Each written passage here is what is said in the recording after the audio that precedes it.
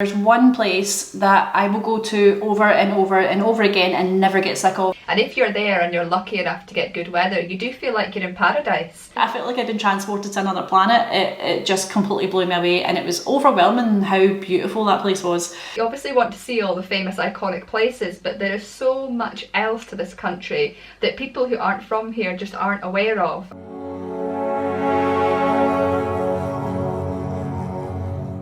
Hi Pamela, how are you doing? I'm doing very well, thank you. How are you?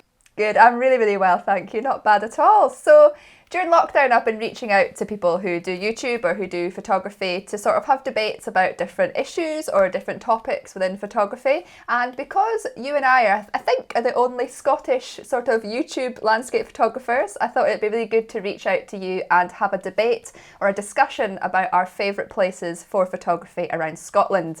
But before we get started on that, I just wondered if you could let everybody know how you got into photography in the first place. Yeah, absolutely. So my journey to photography began with my grandparents.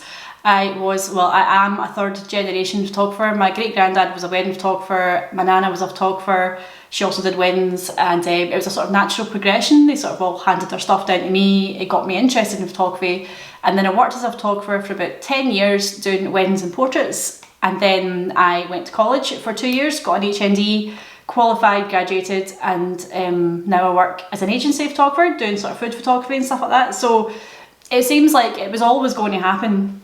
I've worked in so many different types of jobs over my life so far, but this is the one that I definitely feel most at home at. So it's taken me about 15 years to get to this point, and the progression, I think, into a YouTube channel was again natural. It just seems to flow into the next sort of thing.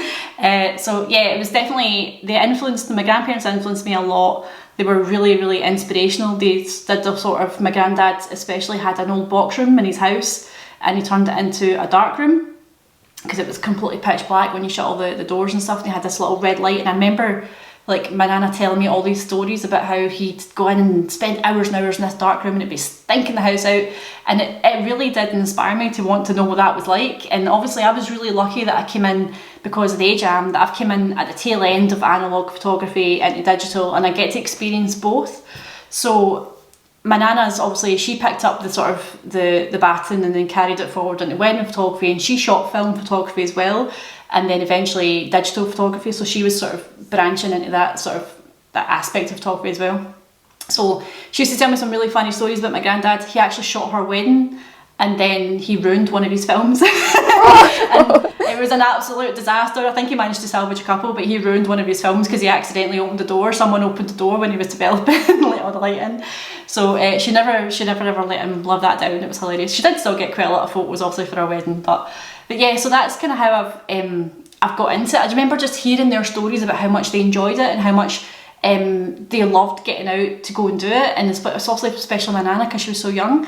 And and just knowing that was their job, it sort of made me think, I want to do that. That sounds really fun. But obviously it took me probably a good 10 years of working in other jobs before I basically picked up the camera again. And I picked up the camera again when my other granddad, when he passed away, he passed me his cameras, and but he wasn't he was more of a sort of hobbyist photographer, shooting birds and wildlife and stuff. And he gave me his cameras, and that's when I got film and started shooting. I just went down to Kelvin Grove Park and just started photographing the birds, went to Botanic Gardens, photographing the flowers, and realising that I think I just needed that little spark. I just needed that little sort of catalyst to start shooting now. And then from there it basically spiralled into shooting babies and weddings and portraits and shooting family members. Most obviously first and foremost was how I sort of started doing it, and then when I was more comfortable with film photography, I shot mostly film, and then got my first DSLR. I think it was a Pentax K200 entry level camera. I think it was the first digital camera that we had, and then that was it. I was away like a shot. Basically it was weddings after weddings after that. So then I also upgraded my camera system because I realised I couldn't shoot weddings on an entry level camera. But that's basically when it started, was shooting friends and family's weddings, and then obviously once I'd upgraded my stuff and all my lighting equipment and stuff like that as well, then that's when I sort of became a professional photographer. But then obviously I went to college for 2 years, studied HND photography, and upgraded my skill set even more, and now I can pretty much, I feel quite comfortable turning my hand to any style of photography now, whether it's landscape photography, whether it's architectural photography, weddings, portraits, anything. Now I feel quite comfortable because it's all about your lighting and what you do with it, and obviously what you're faced with when you're in this sort of situation as well. But yeah, that's how my journey to photography started, and it's still going, and I'm quite happy. It's still going. Wow, Apart that's from amazing. Now, That's amazing to have that sort of connection with your family and to sort of take on that role of photography and be inspired by them, and also to be able to get involved in so many different topics as well and enjoy all aspects of photography, because often when people get into photography they tend to focus on one or two things, but it's great that you just have this overall love for photography in general and will photograph anything. And sort of moving on to YouTube then, what made you decide that you wanted to go out and do more landscape photography shoots and document your journey around Scotland on YouTube? Right, so my journey to YouTube again was a natural progression. Basically what happened was I would go and shoot landscapes. I like to travel about anyway because I've always travelled about Scotland since I was a kid. So I would go and start shooting the mountains and the trees and starting to look at things completely differently. But I would do that in my spare time as a hobby. And that was my way to unwind and relax from my job. So at first I thought, oh, this is just another aspect of photography that I need to learn and I need to sort of develop and get better at. And eventually I got more passionate about that side of photography, which I think you do find your sort of niche eventually. You apply yourself to all the sort of genres, but then you do, I think, settle into one or two, maybe one or two niches, and then that's when you start to sort of master your skills on that sort of particular area. But landscape photography, obviously I'd watched other photographers on YouTube, got really inspired by them as well. But then people were asking me, a few friends and stuff who were learning photography were asking me, any chance you could start to do like a workshop type series or anything like that? And I didn't, because of my work restrictions, I didn't really have the time to dedicate enough sort of time to doing a workshop. So I thought, well, why don't I do it online? And that way everyone can access it. You can access it from your own home.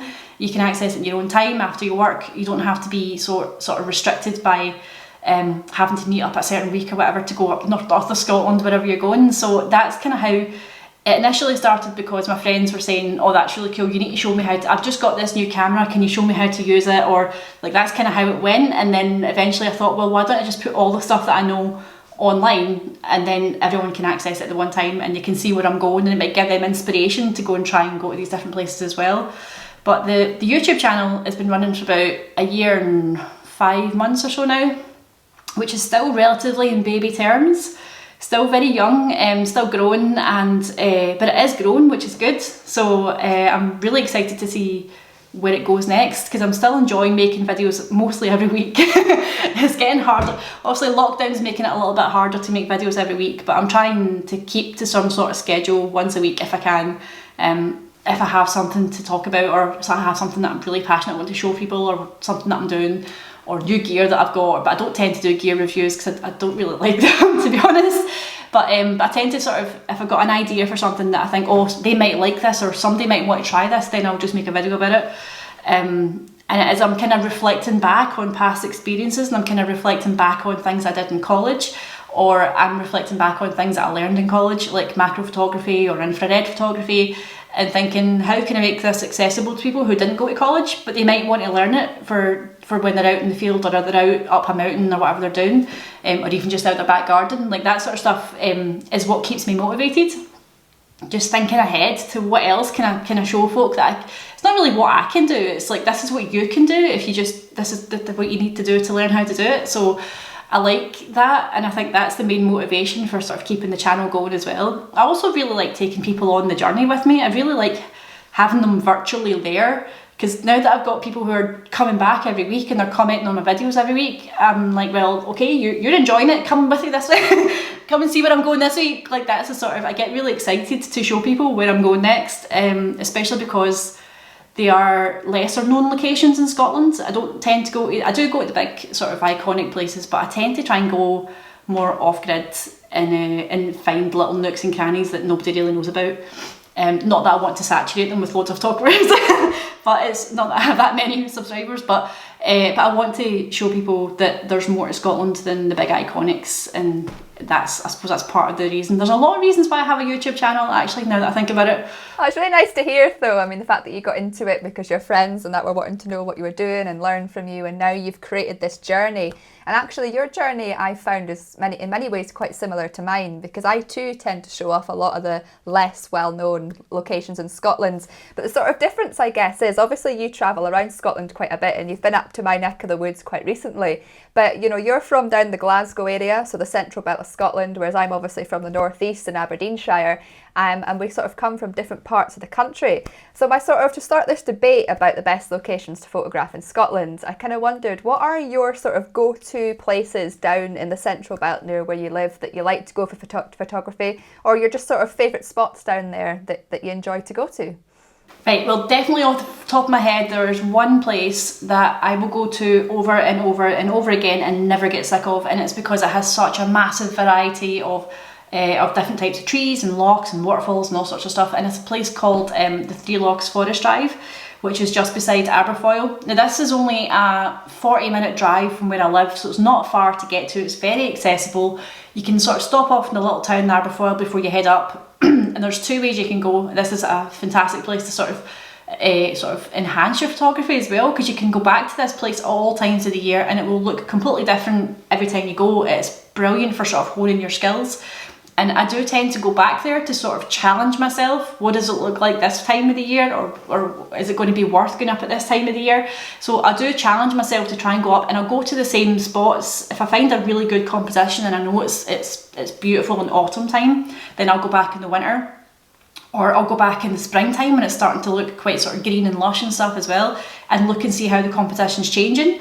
So the Three Lochs Forest Drive in Aberfoyle area in particular, obviously you've got the Queen Elizabeth Forest Park right next to it as well. You've got Loch Ard, you've got Loch Arklet up the very back, you've got Loch Katrine. So for such a sort of 20-mile radius, you have so much variety in that space. And obviously you've got the camping management zone up there now as well, so you can, between March and September, you can go camping to sort of stay over and really enhance your skills, which I haven't done that yet, and I'm really excited to try. I was hoping to try and do that this year, but we'll see how things go.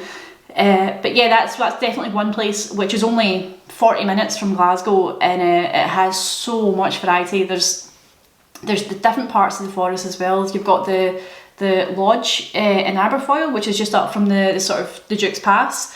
And there's quite a lot of forest trails you can do there as well, which is really good if you just want to go cycling or hiking as well.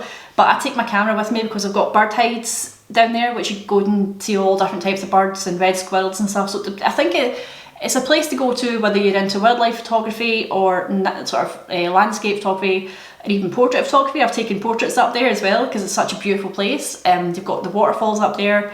Honestly, it's absolutely gorgeous. I can't recommend it enough. It's a place that kind of took me by surprise because of how much variety it has, and it is the kind of place that keeps you coming back. And I'm going to take my bike up there at some point as well because I'm dying to do some of those mountain hikes. Yeah, I was down there about 4 years ago on holiday. I didn't do much photography at the time, but I remember that drive and going to all those lochs that you just mentioned, and I remember being absolutely blown away and thinking, I need to come down here and spend some proper time with my camera, especially in autumn. I think it would just look incredible. So I 100% see what you mean. You know, it's such a small area, it's so close to Glasgow, but there is so much diversity there. And I kind of feel that way about areas around here. I mean, obviously I'm really into coastal photography, but we've got a lot of woodlands up here, a lot of nice farmland as well. And in a short distance and a short radius, you have so many opportunities for photographs and, you know, all these old buildings and castles and history and heritage. And that's one of the great things about Scotland, I suppose, actually. It doesn't matter what part of Scotland you come from. Obviously, each part and region has got their own, you know, interesting places for photography and interesting places to visit. But no matter where you live, you are a very short drive away from somewhere incredible and full of variety for photography. And yeah, around Aberfoyle and all that is absolutely incredible. So sort of getting away from your local region and thinking about Scotland as a whole, what locations are your favourite all-time places to go to within Scotland? Oh, how could you possibly do? We're so spoiled. Like, we are, I know we're biased because we're Scottish, but we're so spoiled with Scotland. Each place has its own unique character and it has its own unique sort of sort of diversity in basically the type of wildlife that you're going to get or the type of trees that you're going to get, and it's really difficult to pick a couple. Obviously the iconics, as I call them, are always going to be beautiful in Scotland, but I remember when I was doing the North Coast 500 the first time, quite a few years ago, probably about 4 or 5 years ago now I did that, and one of the things that completely threw me off was the Torridon mountain range. And there's a bit there called Gunnar Bay, and I remember driving and having to stop my car and just sit out and just sit on the grass and just look at it. And I had to take my camera. I think I took a phone or something just to remember that I was there. But it just completely blew my mind, and I couldn't move for about 10 minutes. I just sat staring at it. It was just unbelievably beautiful. And I remember thinking, this is Scotland? Like, how did that? All I've seen is the Clyde and it's manky. Like, like I remember, because I hadn't been up there since I was a kid, so I'd forgotten what it all looked like.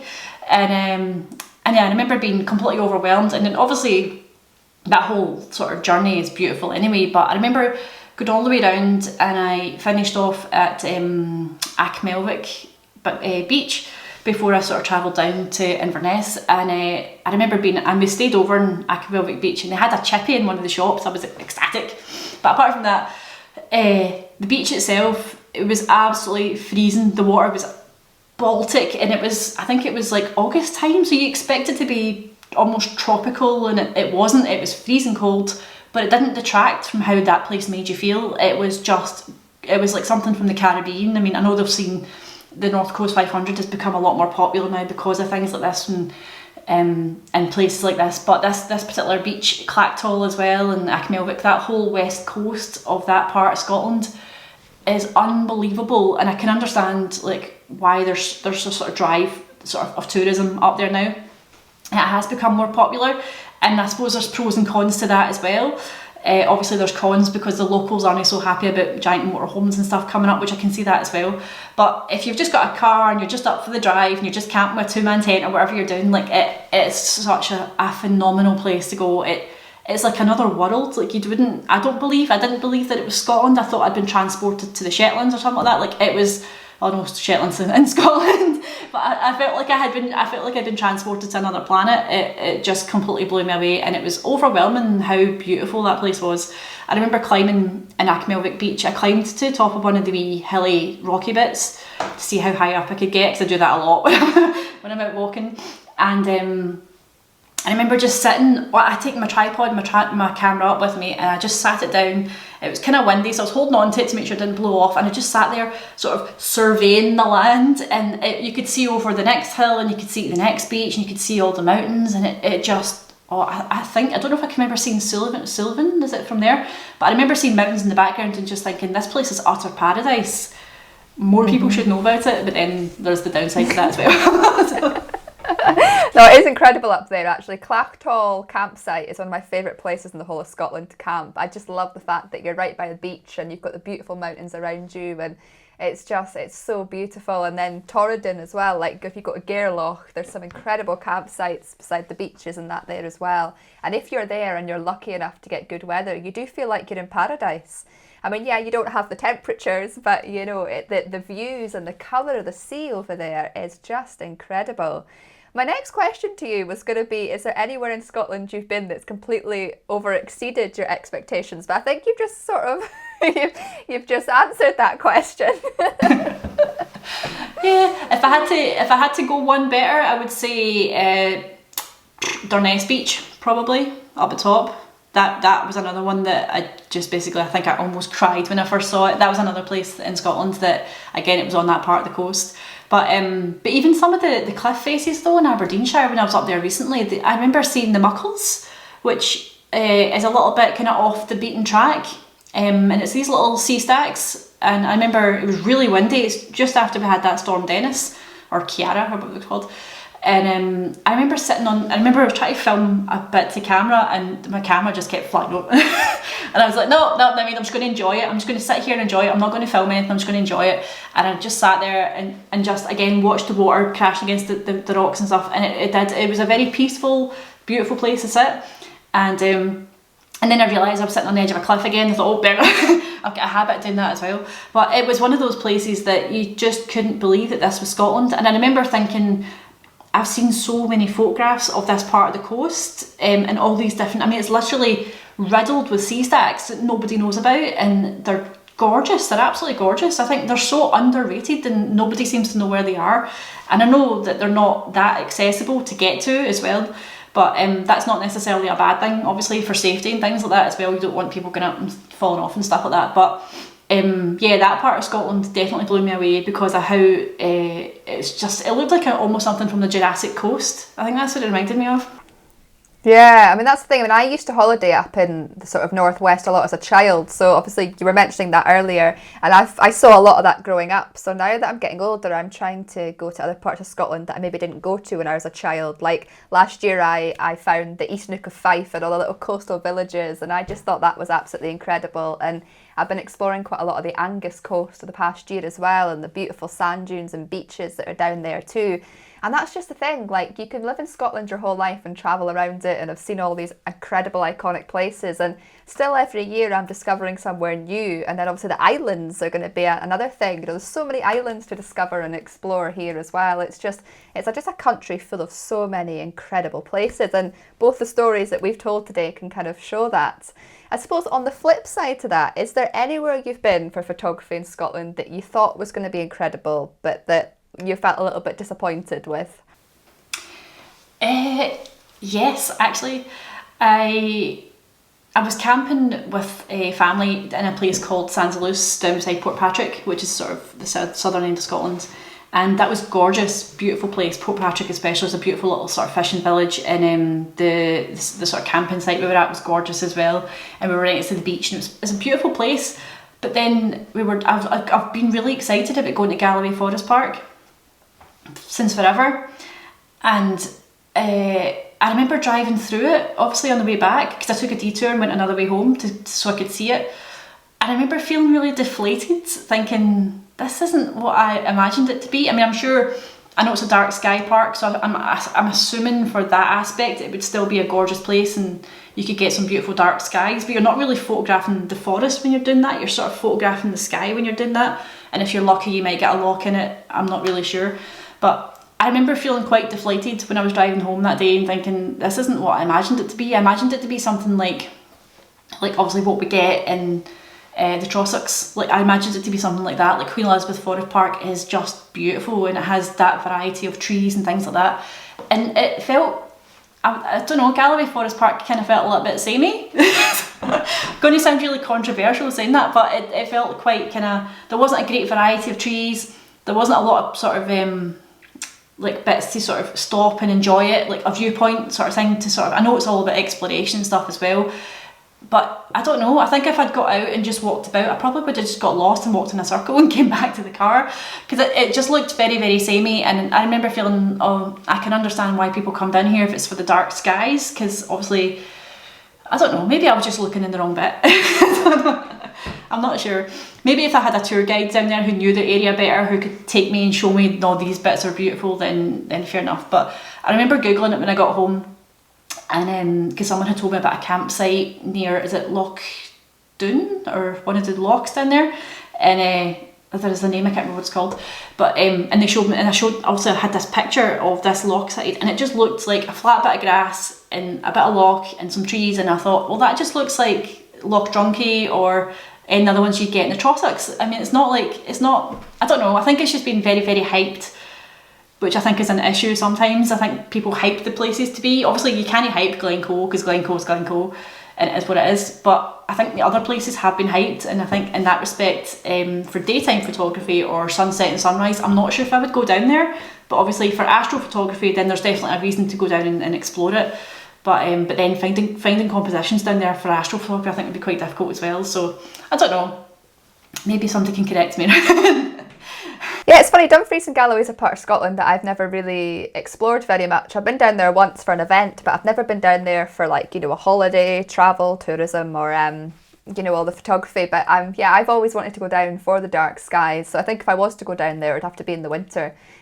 Just to see what those things are about. But yeah, I mean, I'm sort of the same in many ways. I mean, obviously I can't comment on that, but I find that a lot of the really iconic and well-known parts of Scotland, I don't know why, I feel a bit deflated when I go to them. Like And they're beautiful in their own way. Obviously, Loch Ness is stunning, Glencoe's stunning, and so is Loch Lomond. But I find when I go to these really well-known parts of Scotland, I just don't get those same feelings that I do when I'm at a more remote part of Scotland or parts of Scotland that aren't as well known. And it's funny because, you know, you get thousands of tourists come in here every year to go to these really iconic spots, but there's just so many other parts of Scotland that I personally feel are just have a lot more to offer. But it's funny, I think when you live somewhere, you kind of get used to these iconic scenes that everybody sees in photographs, and you sort of want something that little bit different.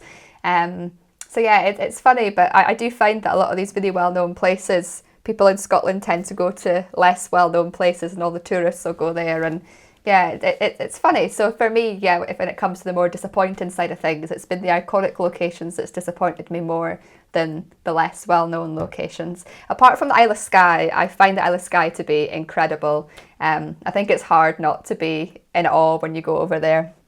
Is there anywhere in Scotland that you have yet to visit that you really look forward to going to in the future? Yes, actually, there's a place up. It's kind of, if you were doing the North Coast 500, it's basically smack bang in the middle of it, which everyone seems to just pass right by, and it's like Caithness and Sutherland and things like that. And they're full of beautiful, they don't have too many mountain ranges, but they're full of beautiful landscapes that I haven't been to. And because I did the North Coast 500, you kind of miss it all out, and it's a shame because there's so much. And I know that one of my lecturers used to go fishing up there, and he got married actually on Clacktall Beach, funnily enough. Oh. And I know, how lucky. And he always spoke about Caithness or Sutherland, and he would tell me to get yourself soaked up with smidge, get the midgie repellent on, and just go and visit it. It's absolutely gorgeous, and that's one place that I haven't been to that I'm itching to go to. And I was actually tempted to sort of spend a bit longer doing the North Coast 500 next time, take in Skye, funnily enough, and then also do bits of Caithness and Sutherland, so sort of zigzag. Rather than going like that, I was going to sort of zigzag across and then finish off in Skye. So that might be part of the plan. I might spend 3 weeks doing it rather than just the usual 7 to 10 days or whatever. And try and explore a bit of that sort of terrain, because I love hiking and stuff like that as well. And I know that you have to sort of, you're more remote there, I think, as well. It's also a really good dark sky area apparently, so there's a lot of reasons for me to go up there. I do love astrophotography, but I don't get to do it as much. But yeah, there's definitely more reasons to sort of explore that area. Than there's also a bit of Perthshire that I haven't been to, quite a lot of Perthshire actually that I haven't been to, and like I've never been to the Hermitage. Okay. And I know that's one of those iconic locations, and I know that programme was filmed there. So, and it's really famous, and there's a lot of bits like that in Perthshire, like little sort of villages that I've never been to. And I have a friend who lives up there, and she's basically, as soon as all this lockdown's over, she's going to take me and show me all the little lesser known bits of Perthshire. We'll just spend a weekend just exploring, and I can't wait, because it's, again, there's places like Culross and stuff like that, which is beautiful. And I went to visit Falkland last year, and that was beautiful. And I know they're not really technically landscape photography locations, but I think obviously from a historical sort of travel point of view, if you're doing that sort of vlogging style, which I know you do a lot of that sort of stuff as well, then you're sort of learning about the lesser known restaurants and where the best place to go and get local food is and all that sort of stuff. And that's what I want to start, that's sort of where I can see my YouTube channel going, is incorporating more of that sort of stuff into my videos. So that if you're going to a location, you're not just going to the beautiful spots and photographing them, you're sort of telling a story of the sort of surrounding area as well. And what it has to offer, and not just from a tourism point of view, but I think just from the fact that they're so they're not even lesser known. Nobody knows where they are apart from the people who actually live there, which I love that. I think that's amazing. And if they would let me come up and visit them, which I know them are very sort of, they're quite secluded places, and I think obviously outsiders like Glaswegians like me coming in, and I think you have to sort of get to know folk there before they'll sort of tell you where the really nice locations are. So yeah, there's definitely more to Scotland that I haven't explored yet that I'm really itching to explore. Also, I was supposed to be doing the East Coast 250, and the bit in the middle basically of that, again, that whole area, I haven't explored that. There's a lot of Huntly, there's a lot of Gordon castles up there that I want to go see, and because my family's like, Gordon, that's not intentional by the way. It's not intentionally, that's not. My family's got sort of links to the Gordon sort of clan and things like that. So I wanted to go and visit all the castles up there, and I had this thing similar to your lighthouse sort of journey that you're going to be going soon. I had this journey where I was going to visit every single castle in Scotland, and I'd done quite a lot for my graded unit. I went to sort of ruined castles and lit them up with flashes and lights and stuff like that, and I based a whole graded unit on that, and I got about 20 different photographs, and one of my favourites was actually the Sinclair Castle up in, is it Gurnigo? I can never pronounce that, up near Wick. I photographed that with lights and flashes and stuff, and I had the whole place to myself. It was magic, absolutely magic. So yeah, there's quite a few journeys I still have to go on. I feel like I haven't even really scratched the surface, which I'm sure you probably feel the same way. It's funny, isn't it? Like I was saying earlier, you know, we've obviously been in Scotland our whole lives, but there's so much to see in this country, like so much. It could take you your whole life almost to see it all. And, you know, the locations you've mentioned, there's like Perthshire is incredible. I've visited most of Perthshire, but there's still some parts of it that I've yet to visit.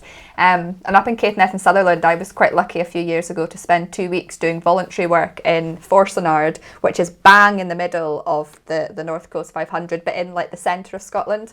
And it is so remote and wild there, but the views and the peat bog and just the landscape there is incredible. So if you do get to do that, I think you'll absolutely love it. I mean, for me, it's just more about, I guess, seeing some of the islands that I've not been to yet. I keep going on about Orkney, and for the third time it's just been cancelled because of lockdown, but that will definitely have to happen in the next year when the travel ban gets, lifted. And I also would like to explore the coastline below Edinburgh. I've never been down like the southeast of Scotland. I'd love to explore all that region and the lighthouses and the islands down there. So yeah, there's still so much to see in this country. It's funny, you know, I regularly get asked by people, you know, who are coming to Scotland on holiday where they should visit. And it's like, I never know, because I'm like, you obviously want to see all the famous iconic places, but there is so much else to this country that people who aren't from here just aren't aware of. And it's often those small, you know, rural, unknown locations that you can have the best experiences at, and you can have them completely to yourself. And I always say to people, you know, when you come to Scotland, no matter where you go, you're going to have a good time, because the landscapes here are incredible and there's so much diversity. So my final question to you is, if anyone's planning on coming to Scotland for photography, is there any advice that you would give them before they come? Yes, absolutely. So, basically what I would say to them is, obviously everyone wants to go and visit the iconic locations, and if you want to just go and see them, but you're going to be taking photographs that 50 million other people have taken, in my opinion. So my advice would be, basically go and visit the smaller, lesser known places, get to know the local people, go and have a dinner in one of the restaurants and talk to people and get to know the local people, and then obviously you'll get to find out about the lesser known locations, which I think has become a theme in this video as well. The lesser known locations are where it's all about. That is where you're going to have the best experience, and if you're lucky enough to get the locals to sort of open up to you and tell you where places are, then you'll get photographs that nobody else has. Whether you're doing landscape photography for a sort of tourist point of view, or whether you're doing it to sort of sell prints or whatever you're doing, or as a vlogger, or whatever your sort of motivation is, I think that exploring these lesser known places, all that stuff sort of goes out the window for me, and it's more about having the experience of just being there and getting to see it and getting to sort of live for a couple of days in that area and find out what it's like to live there. That to me is more important than getting the photographs. I know that sounds really backwards, but yeah, if you're coming to Scotland and you want to photograph the sort of lesser known locations, definitely my best tip would be speak to people who live there. If you're going to go somewhere a little bit off the beaten track, or you're doing sort of like an off-grid camper van holiday or whatever you're doing, go off the beaten track and speak to people in the local restaurants, in the shops, in the pubs, wherever you are, and actually experience what life is like in those places, and you'll be guaranteed to get more emotional, personal pictures, whether they're portrait pictures or whether they're landscape pictures. You'll be guaranteed to get pictures that mean more to you because you actually took the time to spend there, and I think that's that's my main motivation for going anywhere in Scotland now. And I would definitely pass that on to anybody who's coming here as a tourist or whatever reason they're coming. And travel vlogger, they're quite popular now. Yeah, that's the great thing about Scotland as well. You know, people see Scotland as obviously one country, which it is, but every region in Scotland has its own dialect, its own history, its own heritage. It's almost like I don't know, 40 countries rolled into one in some ways. You know, the way the Highlanders live is completely different to central belt of Scotland. Every island has got its sort of own way of living, its own heritage, its own traditions, and really taking that time, like you say, to go to these less well-known places, it can mean so much. So, I mean, if somebody's coming to Scotland just as a one-off holiday, by all means, see the famous iconic locations that you've always dreamt of, but try and find a few days to go off the beaten track and see parts of Scotland which other people may not get the chance to see. Yeah. So yeah, thank you very much for your time today, Pamela. I really appreciate it. And as we were speaking about before this chat, we're going to have to meet up after lockdown, and I'm going to have to show you some more of the Northeast 250 and all this region. And I really want to come down and see more of sort of the Central Belt and the West Coast of Scotland too. So we're definitely going to have to do that. Absolutely, I'm really looking forward to it, especially when this is all over and done with. We can get back to some sort of level of normality. I'm really excited about it. So yeah, let's definitely do that. Woohoo! Great. Well, I'll look forward to seeing you hopefully by the end of the year. But until then, take care, and hopefully you'll get through the rest of lockdown. And yeah, I'll see you soon. Okay, thank you. See you soon. Bye. Bye.